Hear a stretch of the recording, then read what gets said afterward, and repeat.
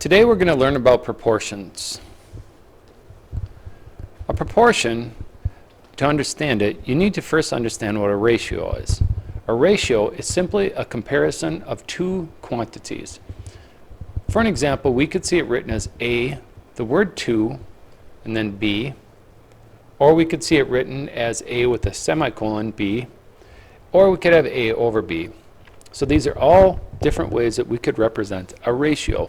The most common ratio that we use in math is the A over B type.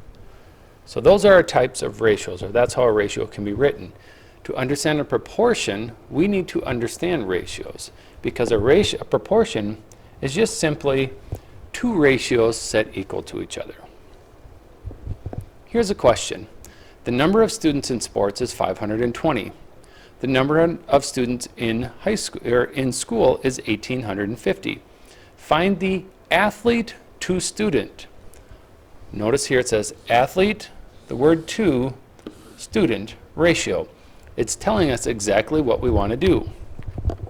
The number of students in sports is 520. Those will be our athletes. The number of students in school is 1,850. We now have a ratio. Now with ratios, we always like to put them into lowest terms. Both of these divide by 10. Therefore, we could write this ratio as 52 over 185. And that is simplified. There is no other way to reduce that fraction. Now we have it written as a ratio. This question wants it as to the nearest tenth. So if we want the ratio as to the nearest tenth, we just simply divide that out. We see we get 0.281.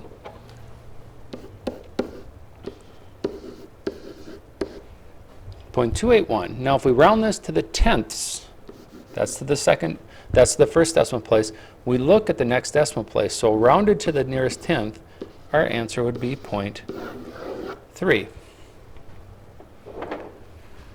We have the ratio reduced down to a decimal of 0.3. The first ratio, this 52 over 185, is called our simplified ratio. And the second, the decimal representation, is just simply that. It is the decimal representation of our ratio.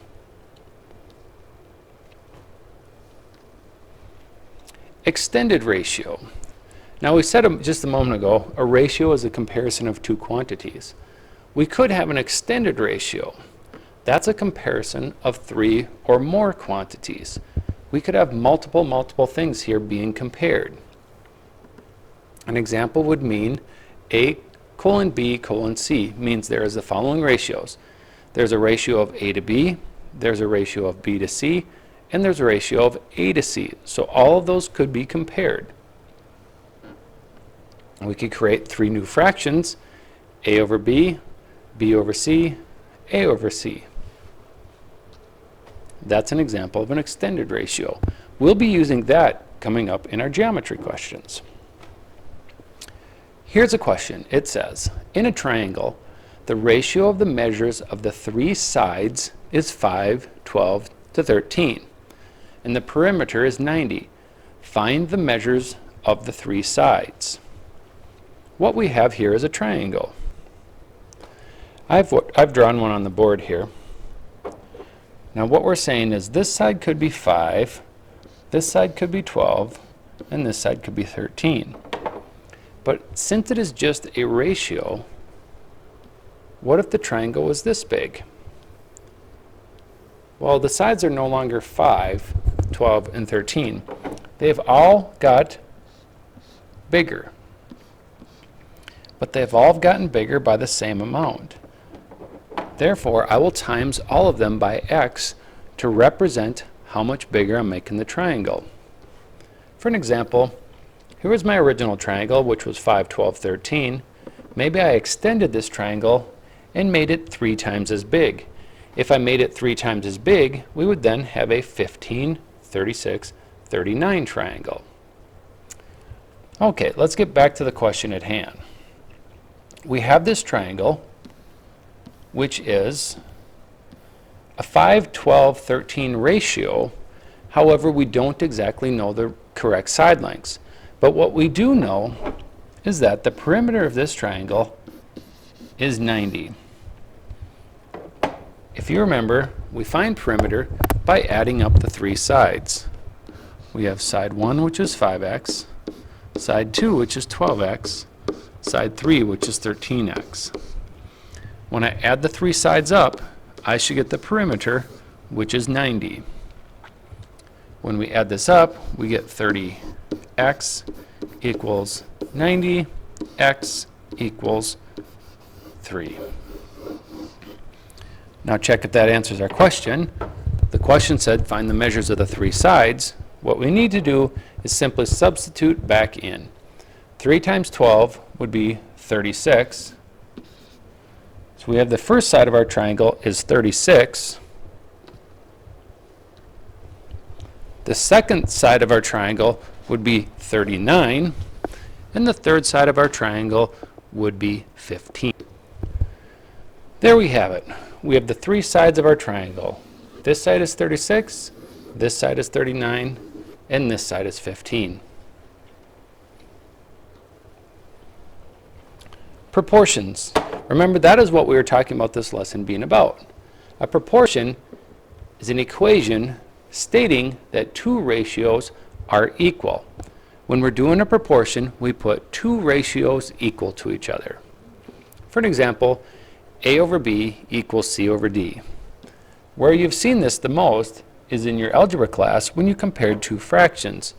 Here's an example of 3/5 equals 6/10, but more often you were to see questions like 3 over 8 equals x over 12, and then you were to solve that question for x. That's the type of question we'll be working on. Here we have one. Solve the proportion.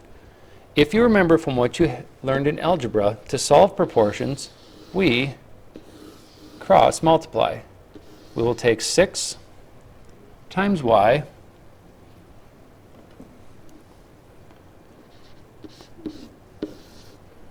and take 9 times 18.2. This gives us 6y equals 163.8. Simply divide by 6, and we'll have our of 27.3. There's a proportion. Here's another one. Now notice this one looks a slight bit different. Inside the top parenthesis, or excuse me, the top fraction, we have 4x minus 5.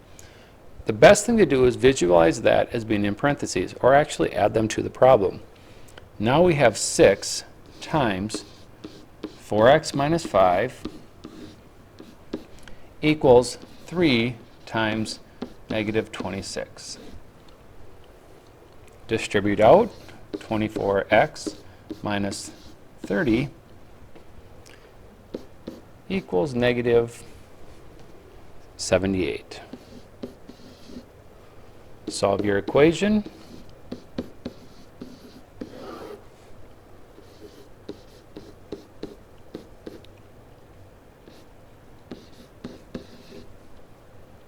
Divide by 24. And x equals negative 2.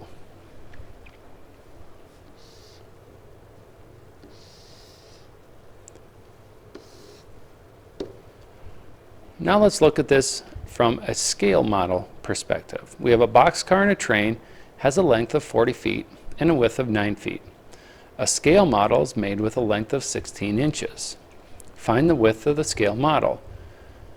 We have to compare these exactly the same. So I'm going to put the length of 40 feet over the width of 9 feet. Notice in this first group here, I have feet over feet, so the ratios or the comparison is the same there. Then in the second group, I have a length of 16 inches. Now we have to go back to the first one. Was our length on the top or was it on the bottom? 40 is our length. That means our 16 inches also goes on the top, and our width of x goes on the bottom. Now we have our proportion set up. Same thing as we've done on the last ones. Simply cross multiply to solve. 40x equals 144. Divide by 40, and we get x equals 3.6 inches. If we look back at our original problem, if we put 3.6 in the bottom here in place of x, it does seem to make sense. In the original equation, 40 over 9, the bigger numbers on the top, smaller numbers on the bottom. And in our other ratio, we have 16 over 3.6, which is also bigger number on top, smaller number on the bottom.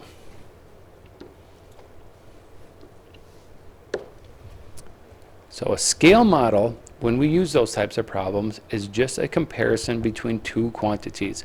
It is a proportion question in which we're going to look for the missing length of one of the objects. If you have any questions on today's lesson, make sure to ask in class, and I'll clear up any questions you may have.